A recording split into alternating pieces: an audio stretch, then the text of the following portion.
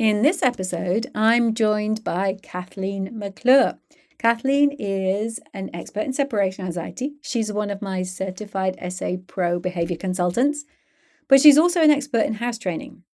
Now, when dogs have separation anxiety, one of the symptoms can be, not every dog has this, but one of the symptoms can be that they soil the house even though they're otherwise house trained. And that can be a problem. It's a big problem. But there are some dogs who have house training problems where those problems aren't related to anxiety. And so, really understanding how to identify house training issues that are related to anxiety, related to being left, and those that are related to a dog who, well, maybe just needs a bit of a refresher course in house training is really important. And that's why I thought, let's get Kathleen on and let's dive into that very topic. Hello and welcome to the Be Right Back Separation Anxiety Podcast. Hi, I'm Julie Naismith, dog trainer, author, and full-on separation anxiety geek. I've helped thousands of dogs overcome separation anxiety with my books, my online programs, my trainer certification, and my separation anxiety training app. And this podcast is all about sharing my tips and tricks to help you teach your dog how to be happy at home alone too.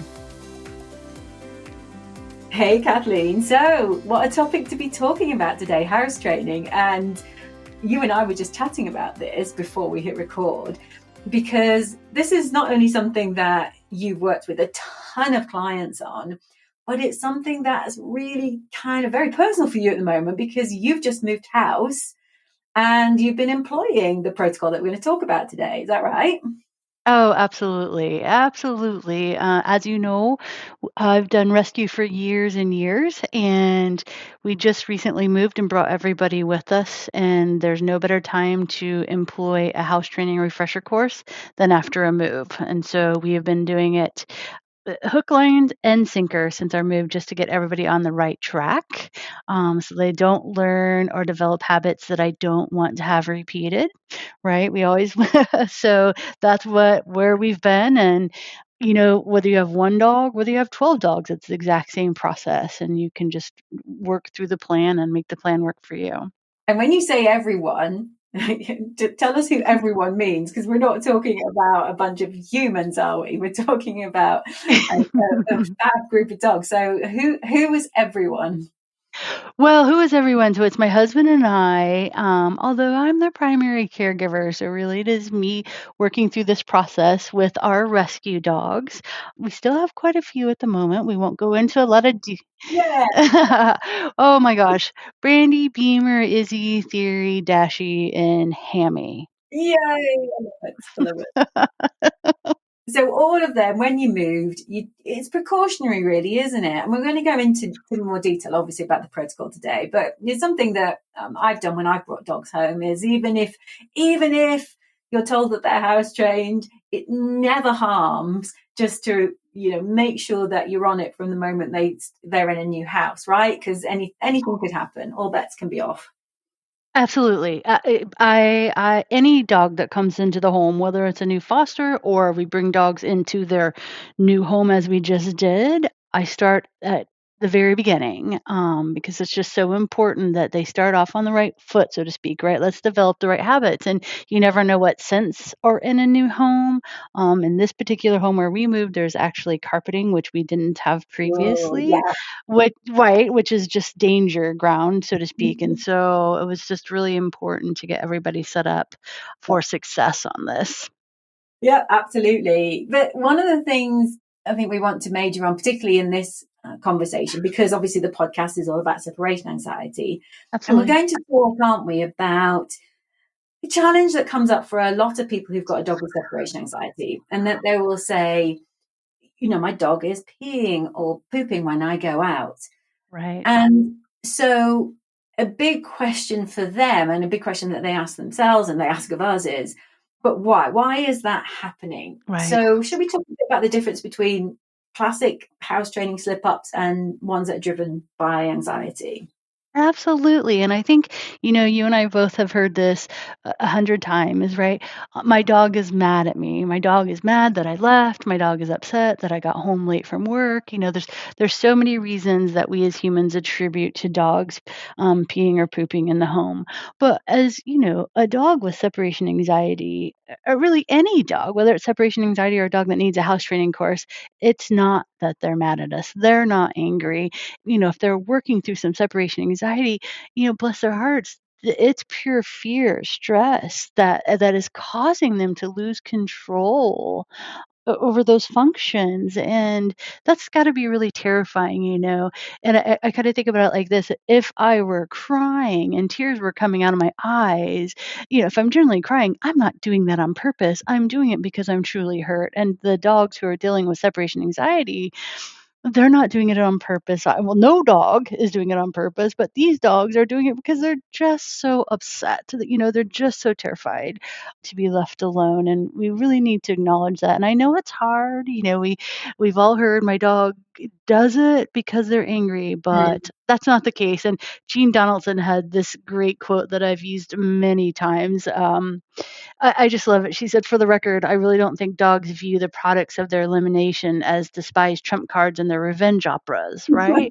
Uh, That's so a lovely Jean quote. That's a lovely Jean Donaldson quote. Absolutely. Got it. Absolutely. And it's so true. And it's just so important that everybody, whether we're dealing with separation anxiety or a dog that needs a house training Mm. refresher, just takes to heart that no, your dog's not doing this on purpose.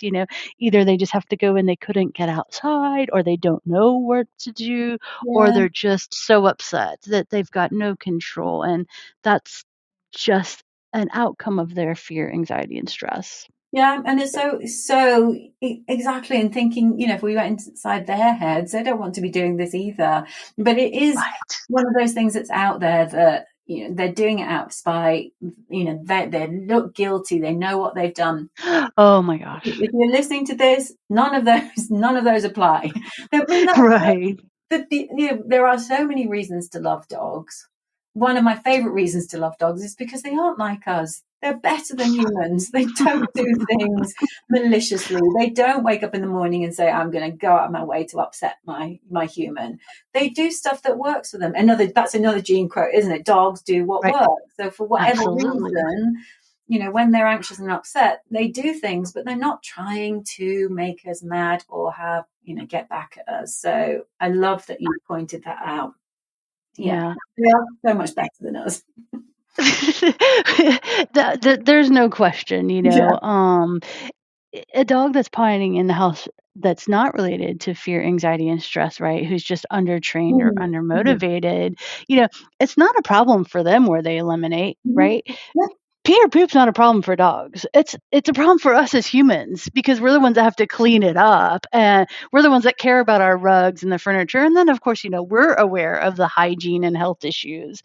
But none of this is a problem for dogs, and so we've got to stop thinking that it's more than it is yeah. when a dog is peeing or pooping in the house. And we're actually really lucky in that they do learn and they do become quite habitual in not wanting to go in the house. I mean, that's, we take that for granted that, Oh, when you've got a dog who is house trained, I mean, it's amazing. Until you get a dog like my dog, India, who she won't go out when it's below like -3, and where we live, it's below -3. Like she can go 18 hours. Like I'm sure it's not good for her. right. But then the other extreme is, I don't know if you've seen this with lots of dogs, is she will not go close to the house. So she's like, I'm not Oh, going like the garden, the backyard is now an extension of the house. Like I am not going in there. I'm too clean. I am not going in there. It's okay. But you don't want to go out because it's -5, but you won't go in the right. garden. Okay, let's all bundle up. Off we go. Yes. And isn't it interesting how dogs have their preferences, Yeah. right? Yeah. I think that saying about tall grass, I have some dogs that the second they see tall grass, that is their space and they must go, even though they just went. Other dogs that need the hard surfaces, and I see their point. Like, I don't like walking out in wet grass. It's cold, right? I completely see their points. Are the ones for whom it has to be grass, and then you're walking down a high street or down a main street, and like there's nothing, and they find two blades of grass. I was like, yeah, Right. brilliant, that'll do. It's my spot. I finally found it. Yeah. No, that makes so much sense. Oh, that's so funny. But let's go back to this issue of the anxious ones, because I Absolutely. think let's just point out to people, how can they tell? So one of the things I would say to them, and I think we both ask this question, is, so does this happen at any other time? So is your dog only doing this, like peeing or pooping inappropriately, when you're gone? Or, Right. is it happening at other times? So that's my first question. I'm sure that's something that you ask as well. Always. Always. Yeah. Yeah, I know. I was going to say, because then we have that follow up question as well, don't we? The one about, okay, but if you're in and they do it, are they doing it right in front of you? Like the puppy who's just like, yeah, I've played, I'm ready to go, or are they sneaking off to do it? Right, right, right, and we have to be so careful with that, right? Why are the dogs sneaking off? Yeah, What has their history been? There's a reason that they're sneaking off, because let's go back to what we were just talking about. For them, this isn't a problem. It's yeah, not a problem for them until we make it a problem yeah, for them. yeah, When it's separation anxiety, all games are off. All prior learning is off. You cannot expect them to have that level of fear and anxiety and not have some kind of physiological response. yeah, And so we really have to just look at that, and as frustrating as it may feel sometimes, just really take it to heart and acknowledge what they're telling us. I'm absolutely terrified when I'm home alone. I yeah, can't even control my bowels, bless your heart. yeah, And then what do you do about that, right? What's your next step? Because you can't ignore that. And it doesn't suddenly get better, and it doesn't come out in the wash. It doesn't just suddenly go away. yeah. As it can get worse. It can get worse. So And we'll come on to that in a moment. And just to say to people, if you answer the question, no, my dog also does this when I'm home, and then you've answered the subsequent question, only when my dog does this when I'm home, but tends to go off and sneak and do it somewhere, in another room, or in part of the room that I can't see, then you want to make sure that they've not just decided that they don't know where to go, but they know it's not safe to go in front of you, right? So that's really important, isn't it? it is so important, and I think there's a phrase for it, reverse house Yeah, training, where we have such big feelings about them potting inside, and we get too loud, and we've actually scared the dogs, right? And so, yeah, it's no longer safe to potty in front of this person. And we have to be so careful with that, because it really can cause long-term challenges down the road, because we need our dogs to be safe, yeah, feel safe, and be safe, right? To potty in front of us, so that we can reinforce that fabulous behavior, because we all know that reinforced behavior goes up. And so it can really take a lot of time to undo that yes, fear yeah. that a dog has. Yeah, "I'm too afraid to potty in front of you." I mean, that's just adding, fuel to your house training fire.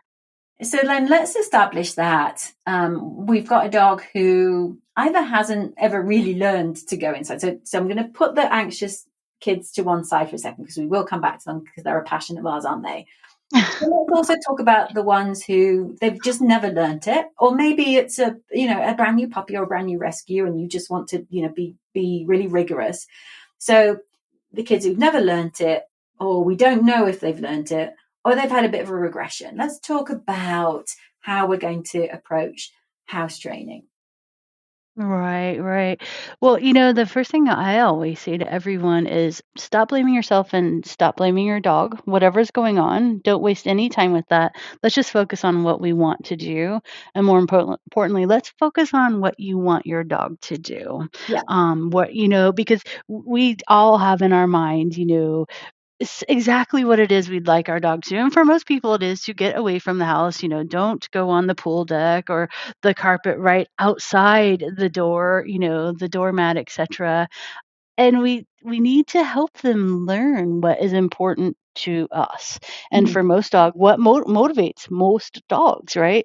Especially dogs that are alive, that food. And so we start to reinforce, just with everything, we reinforce the behavior we want to see more of, and we are consistent with it, and we just focus on getting the behaviors we want from our dog, and we just stop thinking about what we don't want, and that frees us up to help mhm. them moving forward. And the other thing I think we all have to remember is that dogs are different. how many times have we heard, "I've had dogs all of my life. I've never had a dog like this," Yeah. right? A and I, I get it. I respect that, and I've kind of even honed on that a little bit more. Yeah, but have you ever had a dog at this point in your life with all this external things in your life, right? I've never had a dog at this age and moved it to a new state, et Mhm. cetera, et Yeah. cetera. Yeah. So not only are all dogs different, but all scenarios are different. And we have to let go of, I've had dogs in my life, I've never had this problem. Great. But now we are. And so what do we do about it? And what do you want to have happen? And what do you want your dog to do? Or what, more importantly, how do you want your dog to feel? Yeah, so walk us through your, because I think you've kind of got a step-by-step process for this. So let's walk through that. Oh gosh, for sure. And you know what? I always start with, is the dog unmotivated or is the dog undertrained? Like, does the dog truly understand what we want them to do? And how have we shown the dogs what it is we want them to do? When I ask that question to people, a lot of times they're like, "Well, I've told them. I've talked to them about it." And dogs are so amazing. We forget that they just don't understand Yeah. what we're saying to them. I can talk until I'm blue in the face. They're just not going to get it. And so once we start reinforcing the behavior we want, that's how we get them where we want to go. And then the other part is we prevent future incidents of what we don't want, right? That's what we did when we moved here. I didn't give the dogs an opportunity to potty anywhere other than where I wanted them to. And is it hard? No.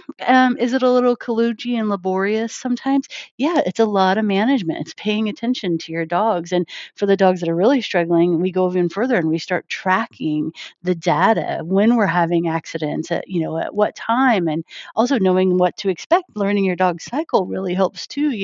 If you think your dog is done and you bring them inside and then shazam, they poop on your carpet, that's not your dog being difficult, right? That was us probably coming in too soon. Yeah. Not seeing the signs from the dogs. And so it's all of those things. It's the prevention, it's the reinforcement, it's the management, and it's not complicated, but it is time and effort. And I always tell people, you won't be dealing with this challenge forever, right? Yeah. Just Yeah. work through this process.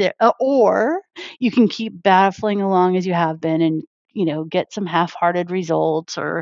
But if you really commit to the plan and the process, yeah, you're probably going to see some improvement. And there's always those caveats. We have to ask those questions about our senior dogs.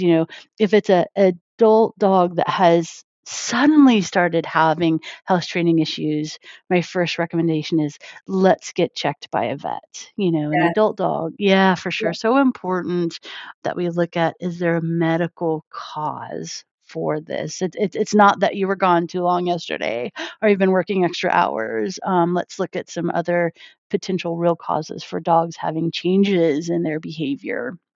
Gotcha.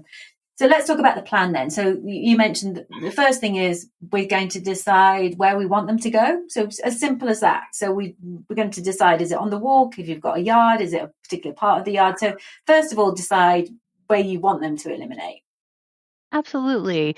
Absolutely. And once we decide that, then that's where we continue to go and that's where we're reinforced. And a lot of times dogs are offering us great behaviors and we miss it and we don't Mhm. reinforce it, right?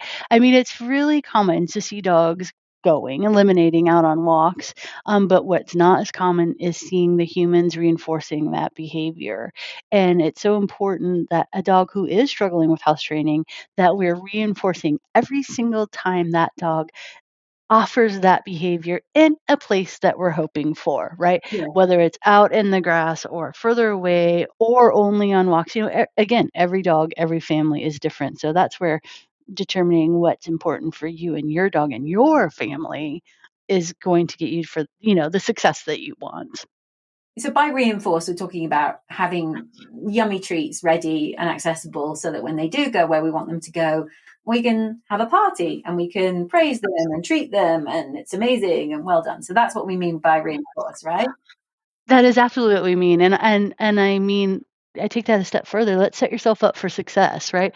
Don't put your delicious treats in the cabinet or cupboard far from your door, right? Set yourself up for success. Make it easy to get it right for everybody. So, you have your treats right next to your leash, or, for me, I will have my treats by every single door. I have treat Yeah. station. So no matter what door we're going out, it's easy for me to get it right, and so I can help them Yeah. learn what I want them to do. So yeah, reinforcement is critical. It's kind of like our way of saying to the dog, yes, more of that. Let's see more of that. Do that. And I kind of imagine if you and I were just sitting here and $100 bills just started falling down from the sky.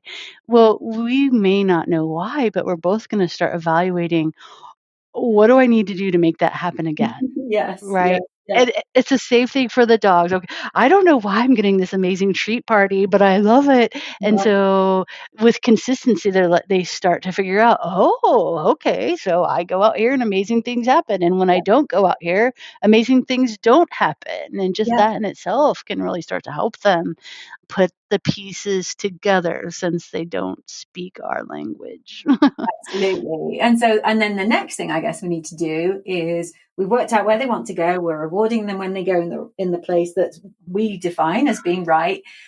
Then you talked about management. So we need to make sure that we like it, I would say reduce, but like get to zero the opportunities for them to go in the wrong place. So we need to manage that, Right. don't we? Right, and that can take some time and effort, for us as humans. The first question I ask people is, your dog crate trained? And if they're not, that's fine. We don't have to use a crate. We do have to manage them at some level, i.e., we have them on a leash tethered to us in the house, or they're right next to us, or there's a baby gate. But I always say to people, your dog's not in trouble. We're setting them up for success. And so by preventing that, we're setting, and for some people, is your dog on your lap? Your dog's sitting right next to you on the couch, whatever the case. But don't give your dog an opportunity to hop off the couch and sneak around the corner, or even do it right in front of you, whatever.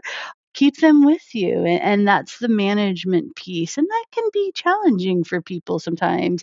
But we work through that. There's always a way. There's always a way to keep them with us. And then the other piece that we kind of forget about is there's a physiological aspect, especially for puppies and so forth. The dogs are having to learn how to hold it, right? That doesn't just happen.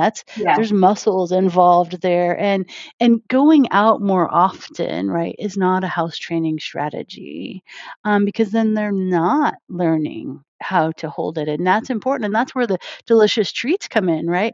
If I can just hold this until we can get outside, I'm gonna get all that amazing goodness, and that Yeah. helps them start to learn, and we have to set them up for success. If I'm gonna run a marathon, I'm not gonna go outside and run 26 miles today.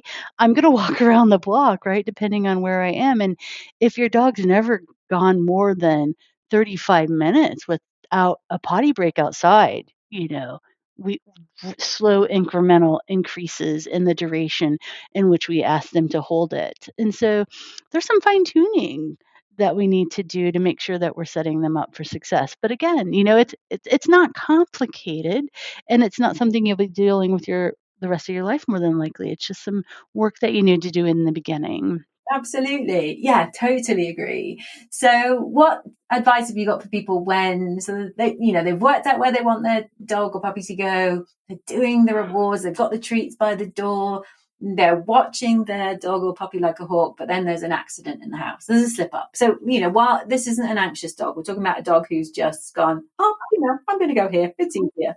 So what do people do then? Yeah, so and that's a great time to really reevaluate. Well, A, how did your dog have that opportunity, right? And life happens. Did you get a phone call? Was somebody not managing the dog, or you thought your husband was, but he wasn't because he thought you were? There's some data tracking, I think, that is really helpful in helping dogs learn when to go. Because if there is an accident in the house, that's data. That tells us, okay, we weren't outside long enough, or maybe there is an inordinate amount of urination. Do we need a vet visit, right?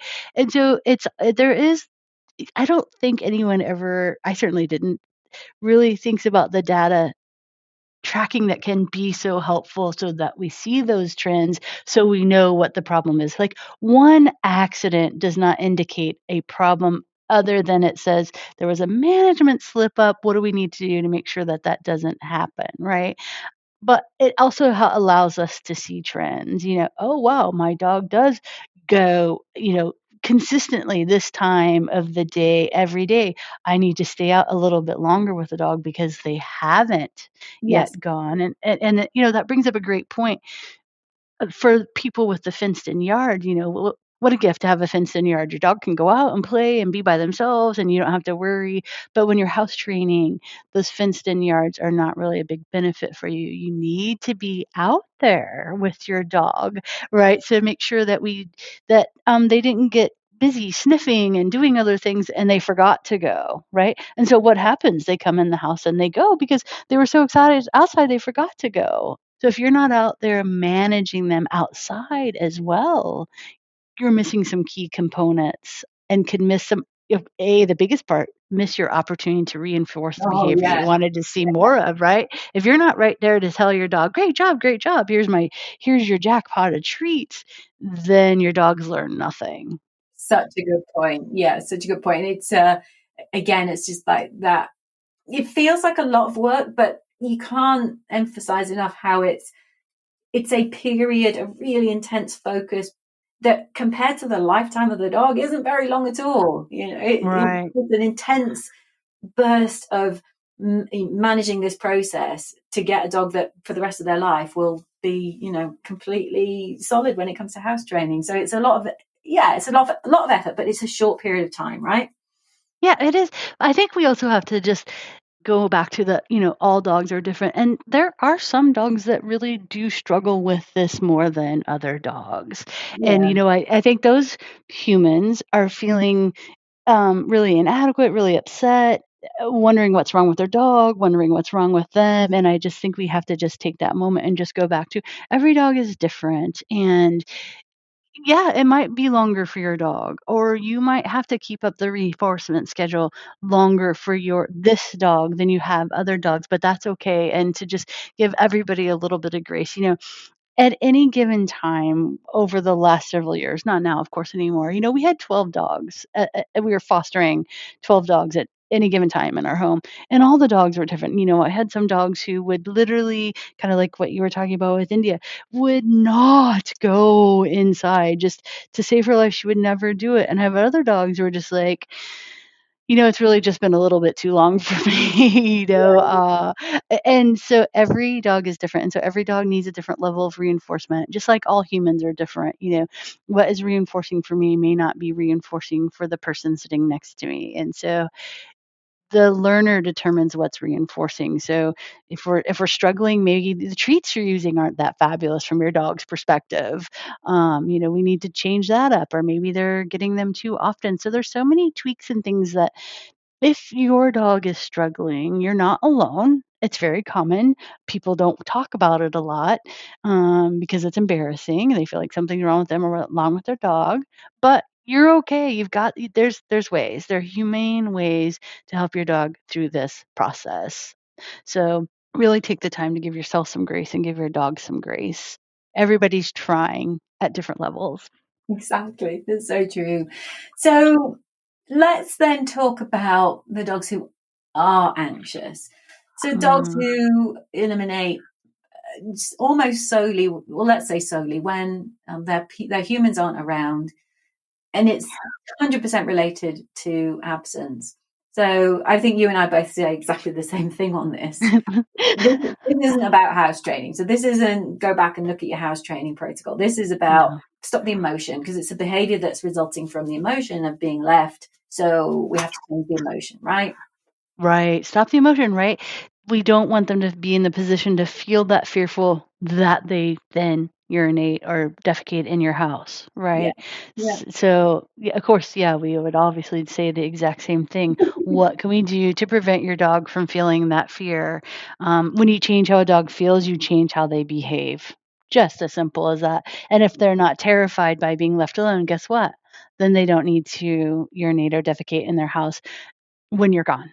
Yes, exactly. And so it's not about going back to basics with, rewarding them for going out. I mean, it is changed, but change the emotion. So this is a very different problem. It presents very similarly, but it's not the same thing. So yeah, I mean, and you can think about all the house training protocols in the world. And the thing about these dogs is, because they're only going when people are out, they're usually brilliant the rest of the time. Literally people will say, I don't understand this because he never goes in the house.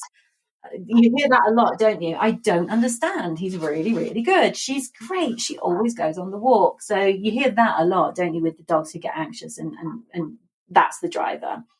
Absolutely. And that's such a strong predictor. Yeah, if this is truly the only time your dog's going in your house, is when you're gone, well, how can we help your dog feel more comfortable when you're gone? Yeah. So they don't have to do that any longer, you know? And I think you made such a great point earlier, like, especially dogs who are, reliably house trained, they don't want to go inside. No. So imagine how horrible they're feeling, that they've just done something they didn't even wanna do on top of all the fear and stress.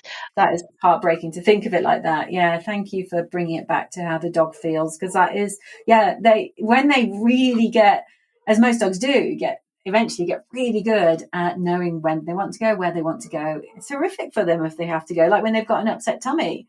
I mean, see Right. how anxious and stressed they get when they've got a really bad tummy and they're just like, I just need to go out. I just need to go out. Quick, quick, quick. I mean, Yes. they do Yes. anything not to go in the house when they've Right. really got it. Right. Well, and I kind of equate that to us, right? You and I, we would do anything in the world to prevent Yeah, having an accident, right? And dogs are and here's the thing, we have so much more control over our lives, yeah, and they just don't. So the what's the word I'm looking for? The desperation yeah, to get out for them is even more. And yeah. so, a dog that's urinating and defecating in the house only when their human is gone is such a flag for a dog saying, "Please help me." Please help me. And it's hard for the humans. No one will ever take away for how challenging it is for the humans too. It's a challenge for everybody. It's hard on everybody's heart, that's for sure. And obviously, there's lots of other episodes about that people can pick up on. So they can flick through the other episodes in the podcast. So if they're dealing with a dog whose elimination is due to anxiety. So Yeah. any final thoughts then on house training? And also, if people want to get your help, where can they go? Yeah, so the final thoughts I have are really, again, be kind to yourself, be kind to your dog. You more than likely are not going to be dealing with this challenge forever. There are humane, empathetic ways to help your dog learn what you want them to do. I work with people on this in a variety of ways. It just depends on what type of learner you are. Everybody is different. I have a self paced online course where people can go through it on their own at their own time Yeah, and then ask questions in a Facebook group, get the support that they need in a private Facebook group. And other people are just like, I don't want to do that. I want a human to tell me what to do. And that's where, I do one-on-one coaching for people so that they really have all of that support that they need. I offer people tech support and email support in between because this is hard. And sometimes you just need someone that you want to vent to. And so that's how I help people. They have those 2 choices, they can do it themselves and ask questions online, or they can work one-on-one with me. And both of those options are available on thehappierdog.com. I was just going to say, I will link to that in the show notes so that people can click and get straight through to you. So, Fantastic. Kathleen, as ever, a real joy to chat to you today. And I think you've provided such help and brilliant tips for people who are struggling with this. And just a reminder as well, I think you've really reminded us all to, keep thinking about the dog's perspective in all of this, because as hard as it is for us to have a dog who's soiling the house, it's really tough on them too. But I think you've given us all hope and given us a clear plan forwards. Oh, well, I certainly hope so. There is hope, so take it, and you're not alone, and just know that there's help available. You've got this. You've got this. Thank you so much, Kathleen. Thank you so much for listening to this episode of the Be Right Back Separation Anxiety podcast. If you want to find out more about how I can help you further, head over to julienaismith.com. Meanwhile, if you enjoyed listening today, I would love it if you would head over to wherever you listen to your podcasts and consider rating my show. Thanks so much. Good luck with that training, and bye for now.